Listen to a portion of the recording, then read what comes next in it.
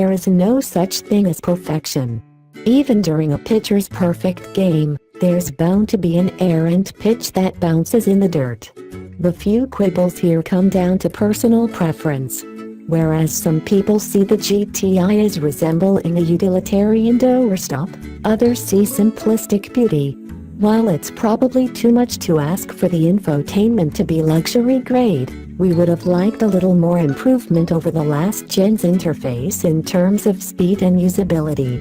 That said, the 2016 GTI, and most other VWs, are slated to receive Volkswagen's new infotainment system dubbed MIBI. Among other things, MIBI includes Apple CarPlay, Android Auto, and mirror link capability. So if infotainment is high on your list of priorities, get a 2016. A wayward stone caused a spider crack in the windshield, which we repaired at our local glass shop for $50. It was small and far enough from the driver's line of sight that we didn't feel it warranted a complete replacement of the windshield. With the GTI's 10,000 miles service intervals, we've been to the dealer only once, and that service, an oil change, a tire rotation, and lots of inspections, didn't cost us a thing thanks to VW's Carefree Maintenance program. That will be the only free service for the car, though, because coverage ends at 10,000 miles or 1 year. While at the dealer we asked them to look at the shifter because one driver complained that reverse was difficult to engage.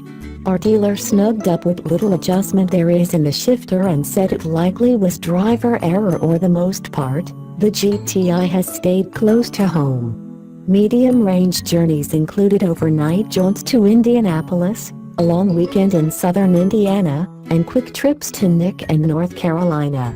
As the VW arrived in February, we immediately slapped a fresh set of Bridgestone Blizzak WS80 winter tires, $788 in the OE size of 225/40R18, on our white four-door, and no one seemed to notice the drop from a Y-rated tire, good for 186 mph, to an H-rated tire, 130 mph.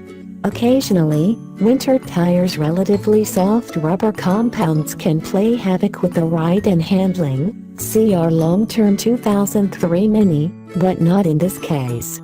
The GTI just left its Ann Arbor home for Southern California, where we presume our staffers on the West Coast will enjoy it as much as those in Michigan. Optioning a test car for long-term duty will occasionally turn our office into a war zone. Sunroof lovers and haters, for example, nearly come to blows when the order sheets circulate. The arguments for and against introverted shades of gray or extroverted reds and yellows are hotly contested. But the one thing everyone could agree on, we need a long-term Volkswagen GTI. For the last 10 years, VW's winning GTI formula has been the benchmark in its segment. Imitations are often attempted, but not one manufacturer has matched the same combination of practicality, fun, and affordability. Maybe we didn't necessarily need it, but boy did we want it. Choosing among the GTI's 3 basic trim levels, S, SE, and Autobahn, brought greater accord to the office. Everyone wanted the sweet plaid seats, and the only way to get plaid seats is with the base S trim. Upgrading to SE and Autobahn brings leather. The cloth seats may not shed filth as easily as leather, but they aren't as chilly on brisk Michigan mornings, either. And they are heated. Cloth plus heated equals warm tushy. Other choices on the long term fell into place without argument. We could have saved $600 and gone with a two-door model, but the convenience of never having to slide a seat forward to allow rear passengers access is well worth it. We bypassed Volkswagen's excellent dual-clutch automatic, and $1,100 premium, because we like the involvement of a manual transmission, although no one should feel shame for going with the automatic. If we were based in a city with crippling traffic or massive hills, we might have gone that route. The $1,495 performance package, on the other hand, was a no-brainer. With it comes a modest 10 HP bump for the AI 888 2.0-liter turbo, for 220 total, a crafty locking differential, and slightly larger front and rear brake rotors. Long-term tests are great for testing new technology, and this is VW's first front-drive limited slip diff. It uses an electrically powered hydraulic pump that engages a multiplet clutch, sinking the drive shafts. VW says it is good for 8.5 seconds a lap on the Nürburgring. We did splurge on the lighting package, a $995 add-on bringing Vixen and lamps that swivel during cornering. We skipped the adjustable dampers, $800, on top of the SE and autobahn trim levels, because we found the base damper tune to perform just fine. Volkswagen doesn't charge for summer tires, and we opted for a white exterior hoping its stealth would make us invisible to the popo. Chalk one up for the introverts.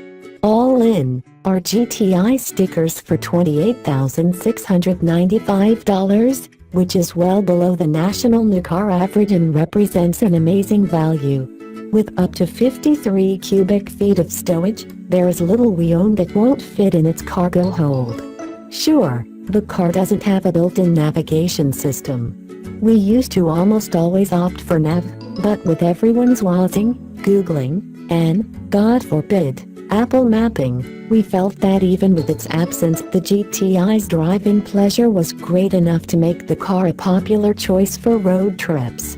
Surprisingly, the logbook is totally void of comments so far, save one, which reads, "It's expletive perfect." A lack of comments isn't a stain on the GTI's record. Those driving it probably saw the expletive and thought, what can I say that hasn't already been said? There has, after all, been a lot of good said about the 7th generation GTI, with 2 comparison test victories, first in Europe and later stateside, and a 10 best trophy. The GTI is one of the best all-around vehicles, like a nice pair of jeans. It'll hold its own in a formal setting but is casual enough to mix it up on a relaxing weekend drive. The ride and handling balance is reminiscent of BMW's of yore. Think 3 Series models with chassis codes beginning with E. This is a grown-up car accessible to those who are still growing up and desired by those who will never grow up. Big kids, like us, love it. What the GTI has going for it isn't clear from its test numbers, the way it is with a much more powerful hot rod, like a V-Series Cadillac product. There are bone stock Accords and Camrys that'll beat at 0 to 60 mph time of 6.1 seconds. Even its lateral acceleration figure of 0.93 grams isn't all that spectacular. What makes this car so great is how all of it comes together. With barely a hint of turbo lag, the engine pulls hard to redline, and the seamless fluidity of braking, downshifting, and accelerating out of corners with excellent body control is the secret sauce. More power wouldn't make it better, it would only dilute the greatness. If you think the 6.1 second 0 to 60 time seems a little slow for this car, you're correct. We thought the same thing and ran the acceleration test twice, just to be sure. There are a number of things that could be the cause, like an extremely tight engine that didn't ease up by the time we tested it with 3,000 miles on the clock. One culprit we can definitely point out is the undefeatable stability control.